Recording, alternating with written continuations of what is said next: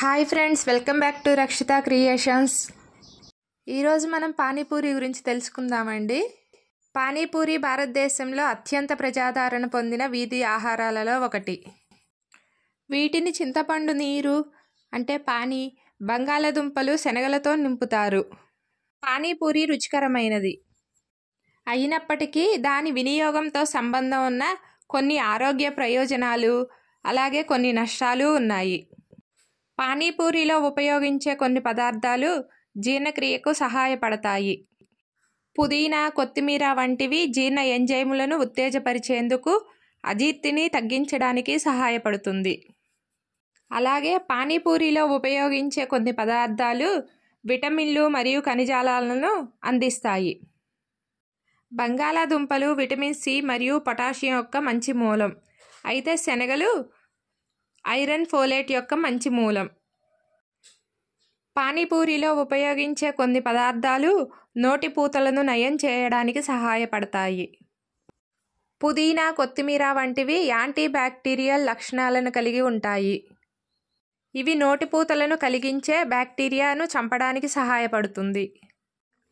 పానీపూరి తినడం వల్ల చాలామందికి ఒక రకమైన సంతృప్తి కలుగుతుంది.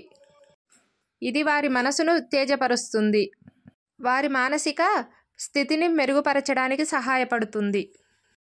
అలాగే పానీపూరి వల్ల కొన్ని నష్టాలు కూడా ఉన్నాయి.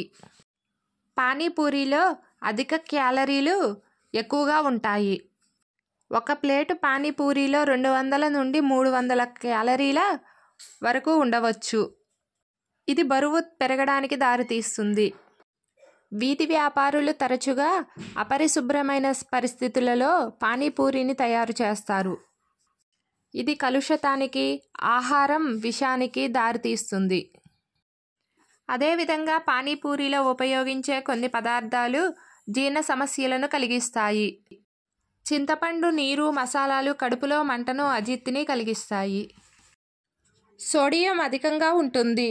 పానీపూరిలో సోడియం అధికంగా ఉండడం వలన రక్తపోటు పెరుగుతుంది.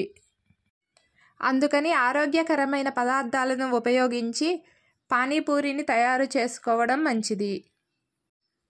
మీరు గోధుమ పిండితో చేసిన పూరీలను ఉపయోగించవచ్చు. తక్కువ నూనెలో వేయించుకోవచ్చు. పానీలో చక్కెరను తగ్గించుకోండి. తాజా పదార్థాలను ఉపయోగించి పానీపూరిని తయారు చేసుకోవడం చాలా మంచిది. పానీపూరి రుచికరమైన జనాదరణ పొందిన వీధి ఆహారం అయినప్పటికీ దానిని మితంగా తీసుకోవడం మరియు పరిశుభ్రమైన ప్రదేశాలలో మాత్రమే తినడం చాలా ముఖ్యం. పానీపూరిని ఆరోగ్యంగా తీసుకోవడం ద్వారా మీరు దాని రుచిని ఆస్వాదించవచ్చు. దానితో సంబంధం ఉన్న ఆరోగ్య నష్టాలను తగ్గించుకోవచ్చు. ఈరోజు నా వీడియో గనక మీకు నచ్చినట్లయితే ప్లీజ్ లైక్ చేయండి, సబ్స్క్రైబ్ చేయండి ఫ్రెండ్స్.